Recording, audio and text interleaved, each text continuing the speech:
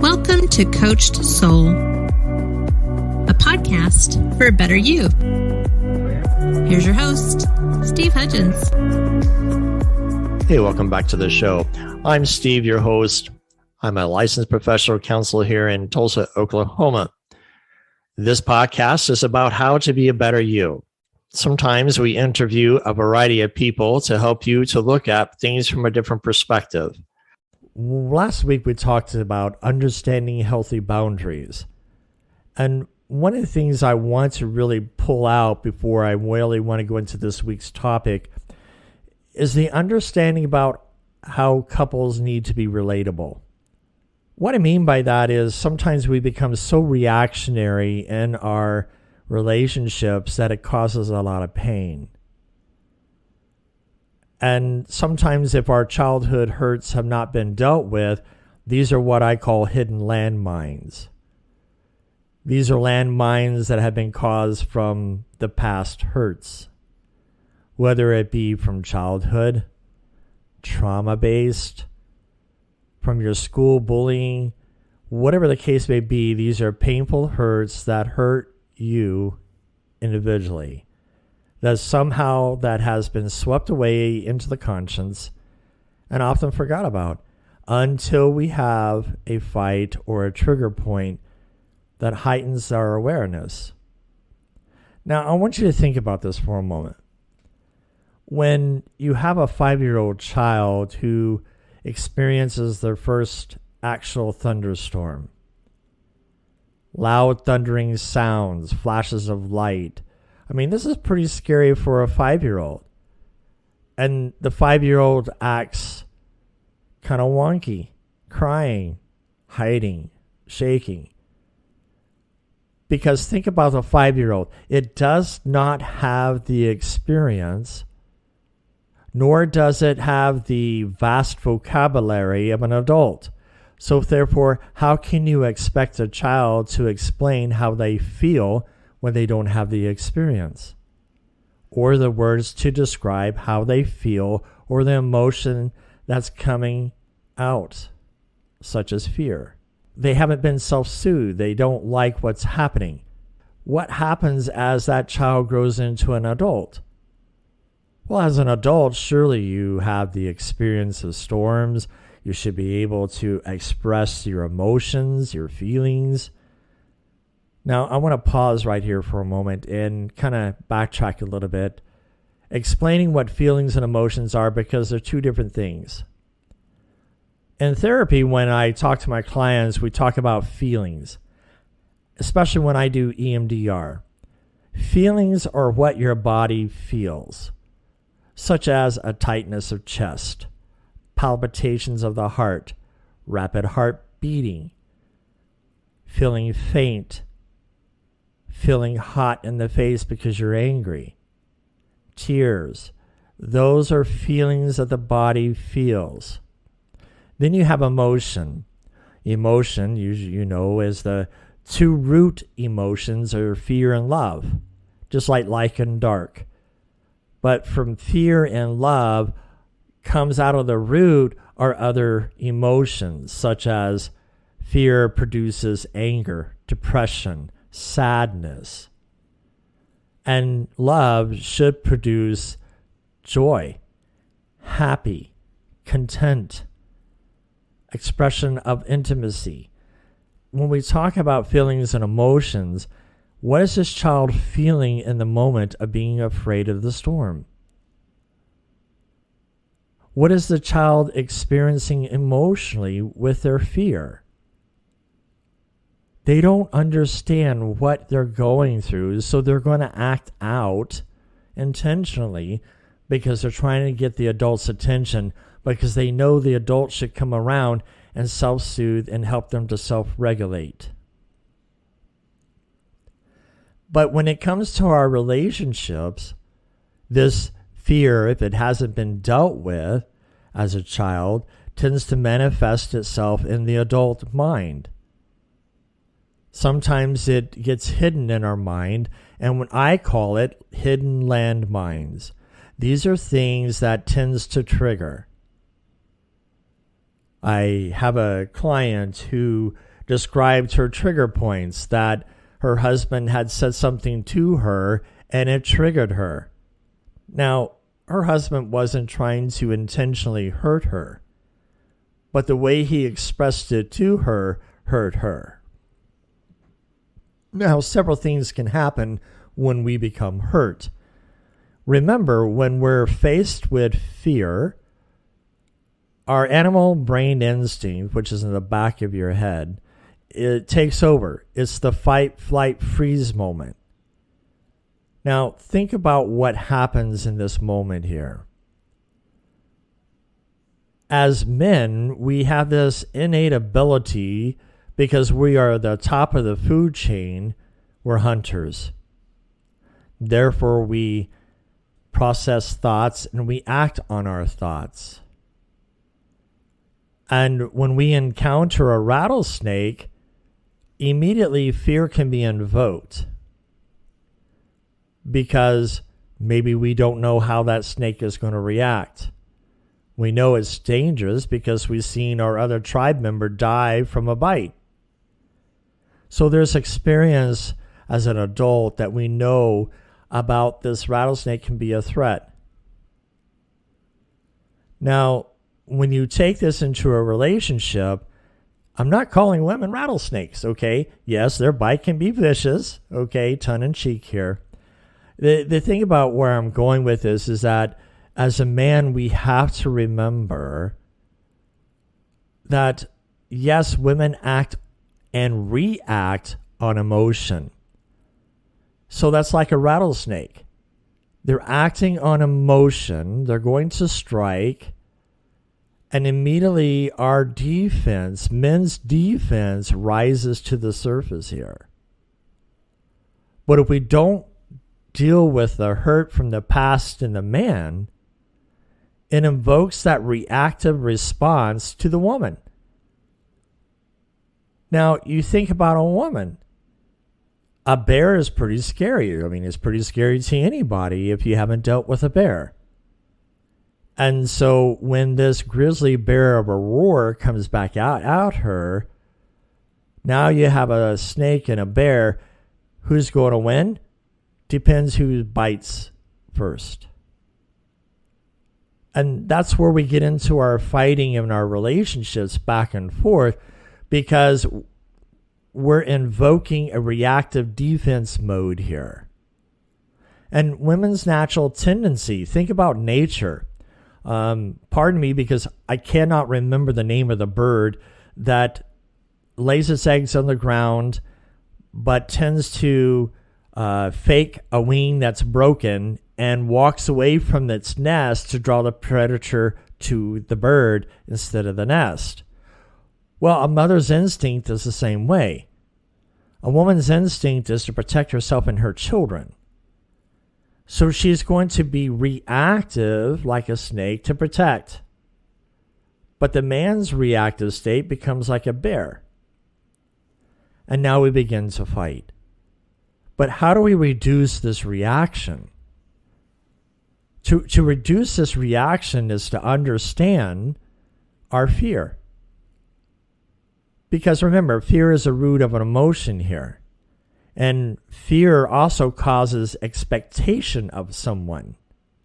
Well, I expect you not to yell at me. And this person is yelling at me, so now I become reactive in nature because I don't know what to do.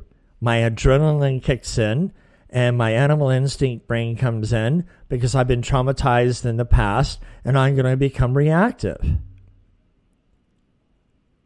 Well, you try to slow this down in slow-mo, and it doesn't work because we're heightened in awareness of based upon fear because of the adrenaline rush. And so she yells, he yells, and now we're arguing back and forth in our disagreements. But if we can just take a step back, and if the man can take a moment and lead the relationship, and how he leads is recognizing what state of mind he's in. Taking that deep breath, listen to her as she is angry, and be supportive. Validate her feelings. I understand you're really angry. And the woman should be able to take that as, okay, wow, yeah, I'm being striking. I'm angry. I'm mad. I'm being reactive on my emotion. So she should be able to be careful about her posture so that we're not invoking the fear of reacting on emotion. This is where healthy communication comes into place. This is where healthy thinking comes into place. If we can work on fear, that will help us.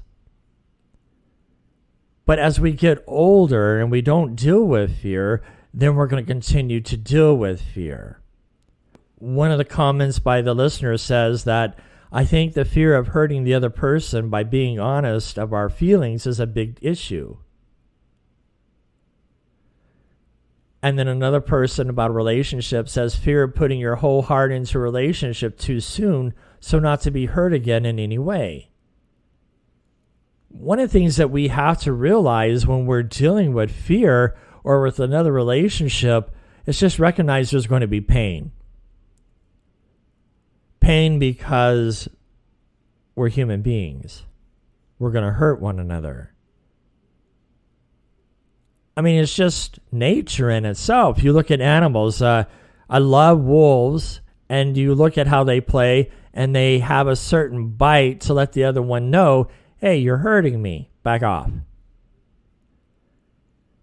And if we can just communicate in a healthy way and understand that when you dedicate yourself to a person, that should help to understand that we're going to reduce the fear.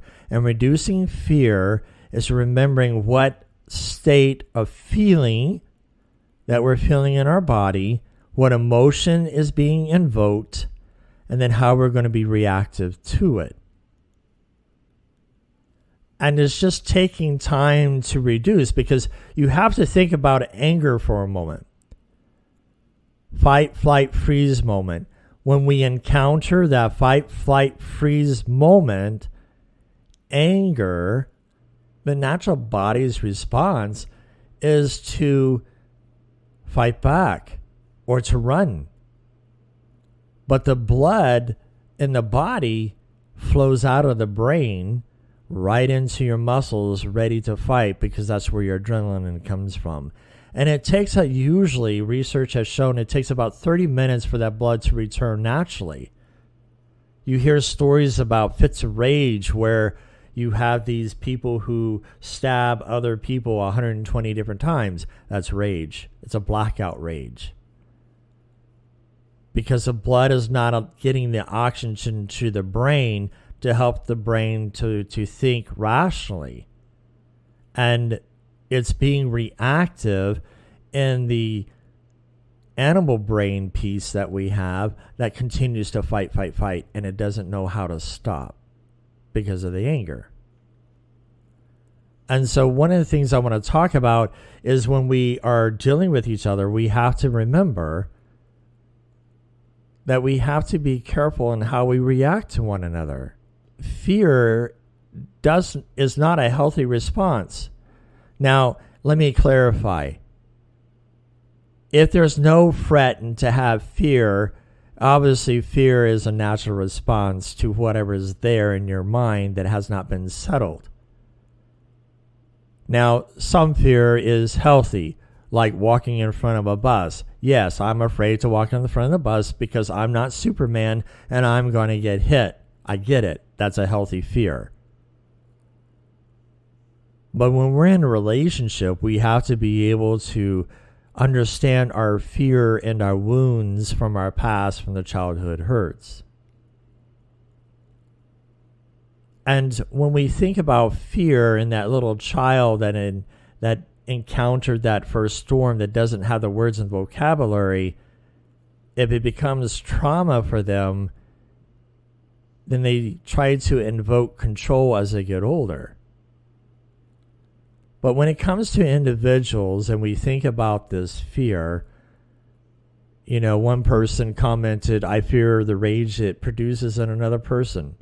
It's just not worth when it's not going into doing anything but creating havoc? Well, that invokes that response. We have this hyper trigger. Sometimes that woman invokes that reactive response and she's not meaning to. But then a man becomes reactive, he's not meaning to. Again, it's the hurts that we're not working on and addressing. Think about how fast our society is. Do you stop and take time to reflect? If you took your cell phone all day and didn't charge it, and you use it all day, what's going to happen? It's going to run out of power. Are you any different than a cell phone? No. Because we need to have recharge. We need to have a reset sometimes. And so by slowing our thought processes down, identifying the hurts and the fears of where things come from, we can work through these things. One of the things that we can do is, I understand your hurt. Repeat back that hurt. And then listen to that person of, how did I hurt you? Allow them to explain. Have empathy. Empathy is having a understanding that you hurt them, even though it may have not been unintentional. Now, what I mean by unintentional or unintentional hurt, one illustration that I like to use when people are feeling guilty or have a lot of guilt and shame over something they didn't have control over is this example. Let's say you and I are driving in a car, and as we're driving, another person is standing on the side of the road and they throw spikes out. Let's say it's your mom. And she throws tire sparks out there in the middle of the road, and we wreck, we roll, we crash. Whose fault is that? Well, that's your conscience when it says, whose fault is it? Because you're trying to make sense of the accident, and you're trying to understand what really happened. But in immediate flash, we immediately assign blame because of fear, because we want control again. What I forgot to tell you is your mom is new in the police force. She threw the tire spokes between the two axles of the vehicle. There's no way you could have done anything to avoid it. And there were some bad guys chasing us. And she got nervous and anticipated the wrong throw. So that's what I call unintentional hurt. But in the moment, we think it's intentional hurt. And so we have to look back.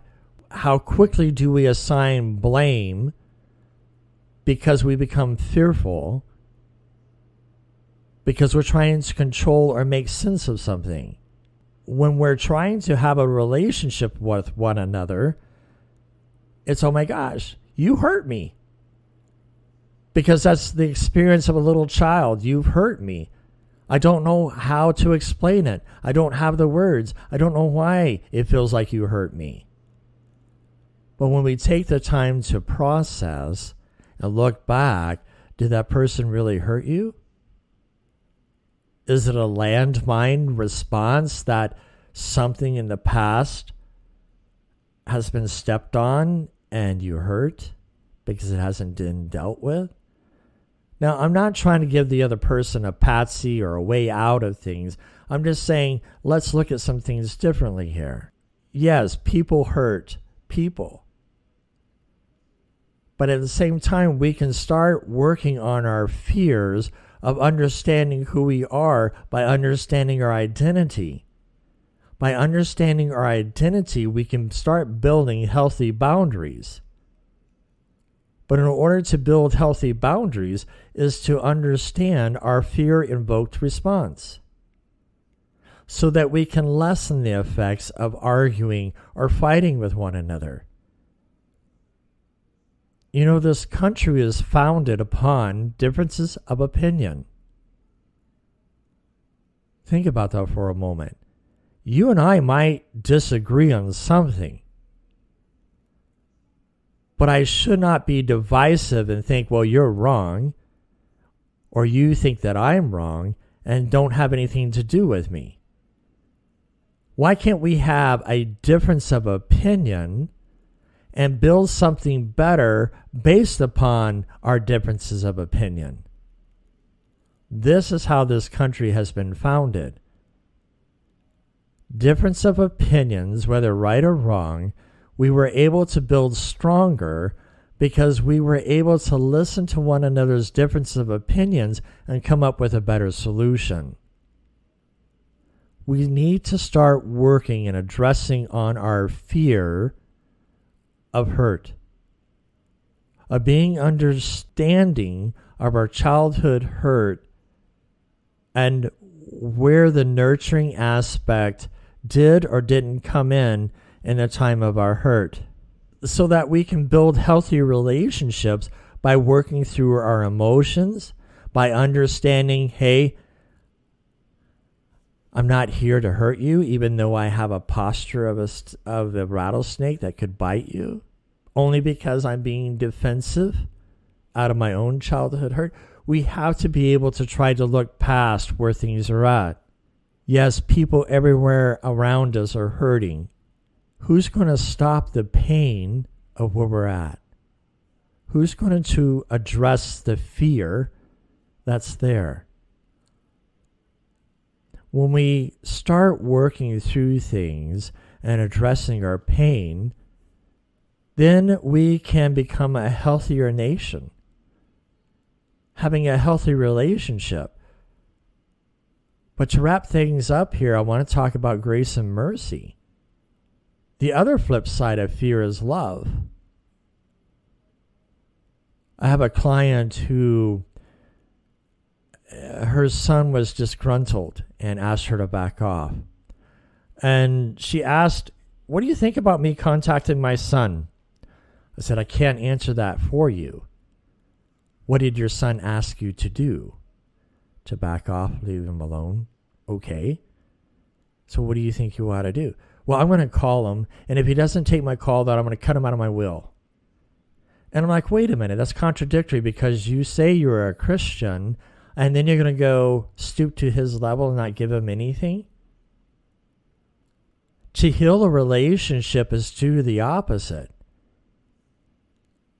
Give him the space, but at the same time, allow grace and mercy.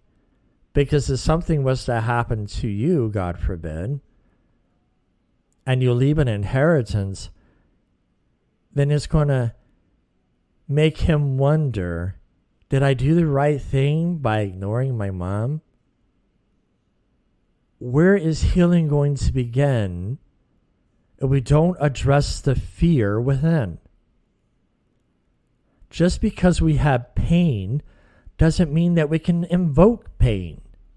Yes, I understand pain is pain, but we need to begin to work through our pain and understand life is pain. Psalms 23.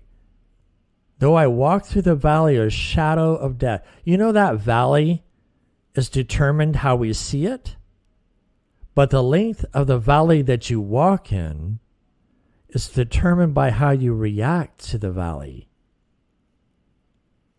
Fear is reactive. Love is patient. Let's work on how do we address one another in our communication style. Being aware of the fear, but also how do we calm the situation down? When you have a heightened moment, you know, my dad was in law enforcement. One of the things that I remember is the worst call that you can go on in law enforcement is domestic violence. Because no matter how bad that other person doesn't like that other person at that moment, you bring in a third party, both of them are going to gang up on that law enforcement. Healing begins by addressing our fears. Until next time we meet, be safe and stay kind. Thanks for joining us today. We hope to have you back next week.